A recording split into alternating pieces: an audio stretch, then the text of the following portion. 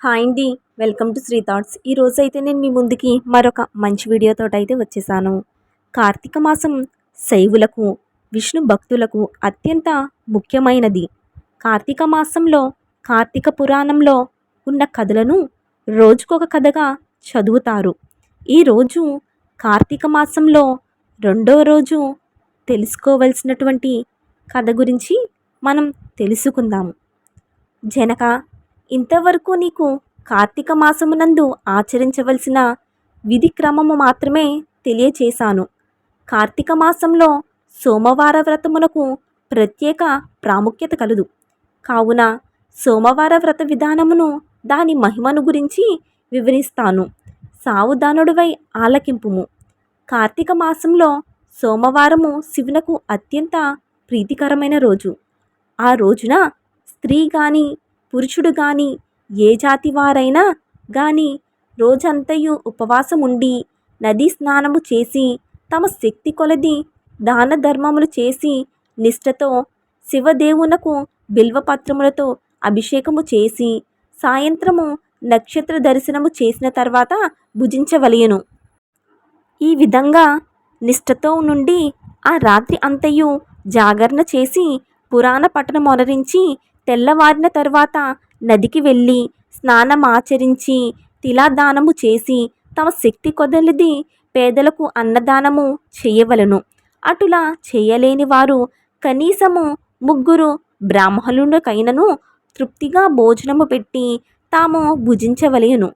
ఉండగలిగిన వారు సోమవారం నాడు 2 పూటల భోజనము గాని ఏ విధమైన ఫలములు గాని తీసుకోకుండా ఉండటం మంచిది.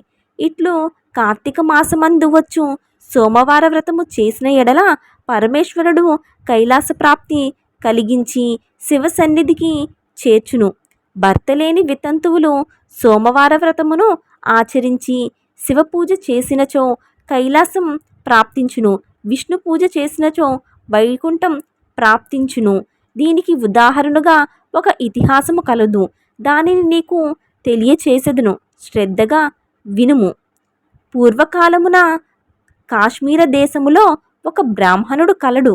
అతడు పురోహిత వృత్తిని చేపట్టి తన కుటుంబమును పోషించుకుంటూ ఉండేవాడు. అతనికి చాలా రోజులకు ఒక కుమార్తె కలిగింది. ఆమె పేరు స్వతంత్ర నిష్ఠరి. తండ్రి ఆమెను సౌరాష్ట్ర దేశీయుడగు మిత్రశర్మయగు సద్బ్రాహ్మణ యువకుడికిచ్చి పెండి చేసెను. ఆ బ్రాహ్మణ యువకుడు 4 వేదములు శాస్త్రములు అభ్యసించిన వాడైందున సదాచార పారాయణుడైయుండెను.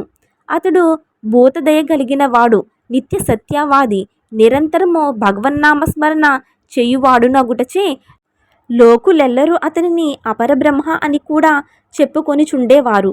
ఇటువంటి ఉత్తమ పురుషుని భార్యయగు నిష్ఠురి యవ్వన గర్వముతో కన్ను మిన్ను గానక పెద్దలను దూషించుచు అత్తమామలను భర్తను తిట్టుచు గొట్టుచు రక్కుచు పరపురుష సాంగత్యము గలదై వ్యభిచారిణి అయి తన ప్రియము తెచ్చిన తినుబండారములు బట్టలు పువ్వులు ధరించుచు దుష్టురాలై తిరుగుచుండగా వంశమునకు అప్రతిష్ట తెచ్చుచున్నదని అత్తమామలు ఆమెను తమ ఇంటి నుండి వెలగొట్టిరి.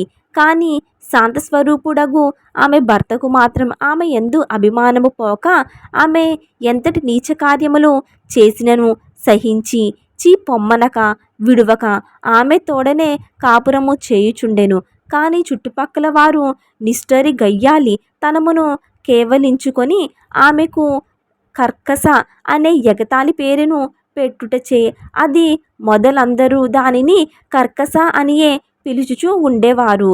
ఇట్లు కొంతకాలము జరిగిన పైన ఆ కర్కస ఒకనాటి రాత్రి తన భర్త గాఢ నిద్రలో ఉన్న సమయము చూసి మెల్లగా లేచి తాళి కట్టిన భర్తయన్న విచక్షణ గాని దయా దాక్షిణ్యాలు గాని లేక ఒక బండరాతిని తెచ్చి అతని తలపైన గట్టిగా కొట్టినది. వెంటనే అతడు చనిపోయాడు. ఆ మృతదేహము ఎవరి సాయము అక్కర్లేకనే అతి రహస్యంగా దొడ్డిదారిని తీసుకుని వెళ్ళి ఊరి చివరనున్న పాడునూతిలో పడవేసి పైన చెత్తా చెదారముతో నింపి ఏమియో ఎరగని దాని వలె ఇంటికి వచ్చినది. ఇక తనకు ఏ ఆటంకము లేవని ఇంకా విచ్చలివిడిగా సంచరించవచ్చు, తన సౌందర్యము చూపి అందరినీ వశపరుచుకుని వారాల వ్రతమును పాడు చేసి నానాజాతి పురుషుల తోడను రమ్మించుచు వర్ణశంకరులాయను. అంతేకాక పడుచు కన్యలను భర్తలతో కాపురము చేయుచున్న పడుచులను తమ మాటలతో చేరదీసి వారిని కూడా దుర్బలులు నేర్పి పాడు పనులు నేర్పి విటులకు తార్చి ధనార్జన కూడా చెయ్యసాగెను. జనకరాజా, యవ్వన బింకము ఎంతో కాలం ఉండదు కదా, కాలం ఒక్క రీతిగా నడవదు కదా. క్రమక్రమంగా ఆమెలోని యవ్వనము నశించినది. శరీరమందు మేహ ప్రాణాలు బయలుదేరాయి. ఆ వ్రణముల నుండి చీము రక్తము రసికారుట ప్రారంభమయ్యను. దానికి తోడు శరీరమంతా కుష్ఠవ్యాధి బయలుదేరి దుర్గంధము వస్తున్నది. దినదినము శరీర పటుత్వము కృషించి పోతున్నది. భయంకర రోగముతో బాధపడుచున్నది. ఆమె యవ్వనములో ఉండగా ఎన్నో విధాల తృప్తి కలిగించిన వీటిలో ఏ ఒక్కరు ఇప్పుడు ఆమెను తిరిగి చూడటం లేదు. ఆమె ఉన్నటువంటి పరిసర ప్రాంతంలోకి వెళ్ళిన ఎడల ఆమెను పలకరించవలసి వస్తుందని కనీసం ఆ వీధులలో కూడా వెళ్ళడం లేదు. కర్కశ ఇటుల నరక బాధలు అనుభవించుచు పురుగుపడి కొంతకాలమునకు చనిపోయినది.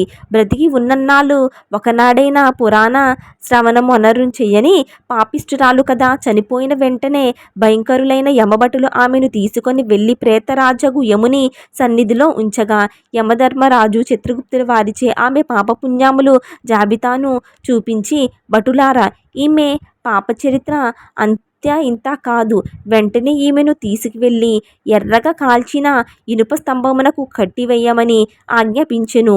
వీటులతో సుఖించినందుకు గాను యమభటులామెను ఎర్రగా కాల్చిన ఇనుప స్తంభమును కౌగిలించుకోమని చెప్పిరి. భర్తను బండరాయితో కొట్టి చంపినందుకు గాను ఇనుప గదతో కొట్టిరి. పతివ్రతలను వ్యభిచారులుగా చేసినందుకు సలసలా కాగే నూనెలో పడవేసిరి. తల్లిదండ్రులు అత్తమామలు అపకీర్తి తెచ్చినందుకు సీసము కరిగించి నోటిలోను చెవిలోని పోసి ఇనుప కడ్డీలు కాల్చి వాతలు పెట్టిరి. తుదకు కుంభీపాకమును నరకములో వెయ్యగా అందు ఇనుప ముక్కలు గల కాకులు, విషసర్పాలు, తేళ్లు, జెర్రెలు కుట్టినవి. ఆమె చేసిన పాపమునకు ఇటు 7 తరాలు అటు 7 తరాల వాళ్ళు నరక బాధలు పడుచుండిరి. ఈ ప్రకారముగా నరక బాధలు అనుభవించి కడకు కళింగ దేశమున కుక్క జన్మెత్తిని.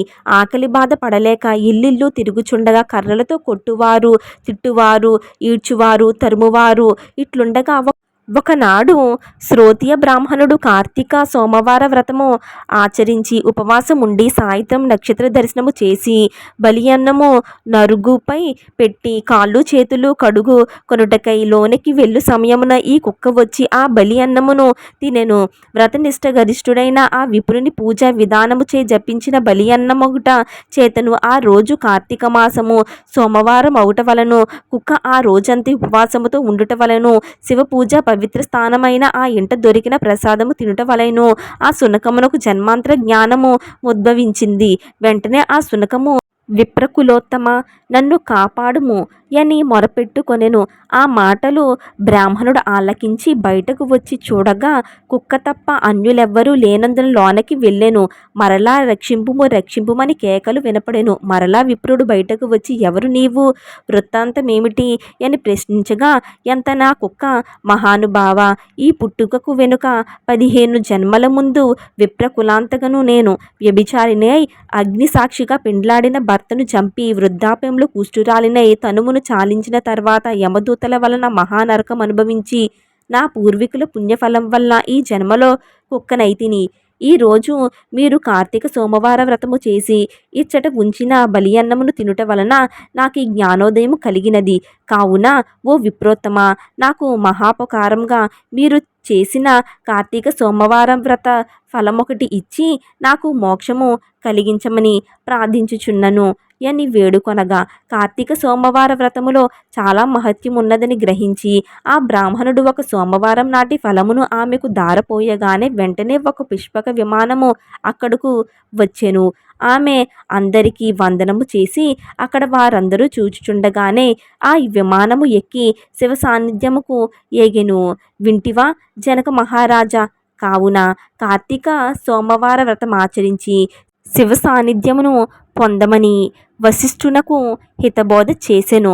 ఇట్లు స్కంద పురాణాంతర్గత వశిష్ఠ ప్రోక్త కార్తీక మహాత్మ్యమునందలి 2వ అధ్యయనము సమాప్తము.